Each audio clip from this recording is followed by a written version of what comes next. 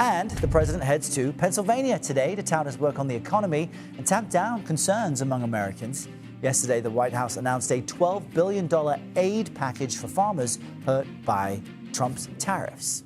CBS News senior White House and political correspondent Ed O'Keefe joins us from the White House to discuss some of these headlines this morning. Ed, great to see you.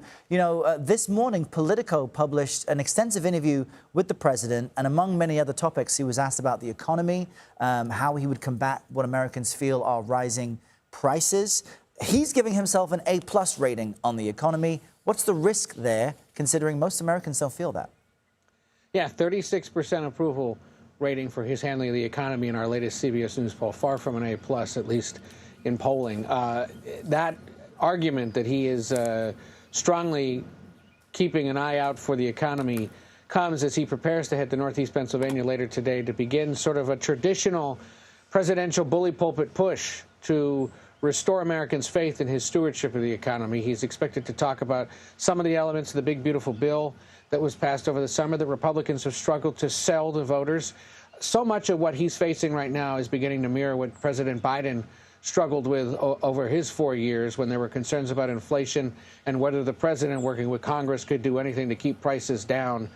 Democrats were in power then. They had a Democratic president. Republicans in power now with a Republican president struggling to sell the big piece of legislation that they passed and explain it to voters who are upset about the cost of things. So we'll see to what extent the president gets into that later tonight when he's up there in the Poconos to talk about this.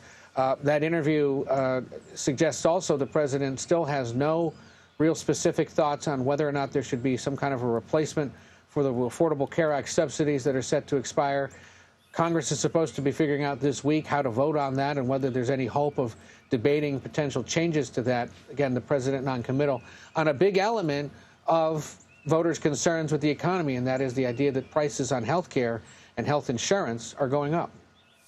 And Ed, signs that the president needs to fill economic holes are evident through this announcement of an aid package for farmers, and it's almost deja vu. A similar thing happened during his first term as president. What do we know about this aid package, and if it will be enough to help a key, demographic and part of the economy? $12 billion aid package, most of it set to be paid out by the end of February. It's going to cattle, corn, cotton, rice, soybean, and wheat farmers primarily. Some others may get relief as well. It is an acknowledgement by the White House that the tariff policy that's designed to boost American manufacturing production is affecting farmers because countries like China and Japan especially are retaliating by not purchasing American crops. The White House points out tens of billions of purchases in soybean, especially by China and Japan, are set to happen in the coming years, but critics would argue it's not happening fast enough. And we should point out, just because the White House, the administration, is providing aid to farmers, you talk to farmers or the groups that represent them, they say farmers don't want aid. They want to see trade. And it's the trade that's been affected because of that tariff policy. They'll take the check, perhaps, but they're not happy about it because they'd rather see their crops actually sold and used and consumed overseas or here across the country by consumers willing to take advantage of those harvests. So it is addressing a concern that members of Congress especially have had, that farmers and primarily Trump-supporting states are taking it on the chin right now. But this aid package is expected to roll out by the end of February. Again, $12 billion for the nation's farmers. Yeah, trade, not aid, is certainly something we're hearing those farmers repeat when speaking to CBS News. Ed O'Keefe with all the latest. Thank you very much.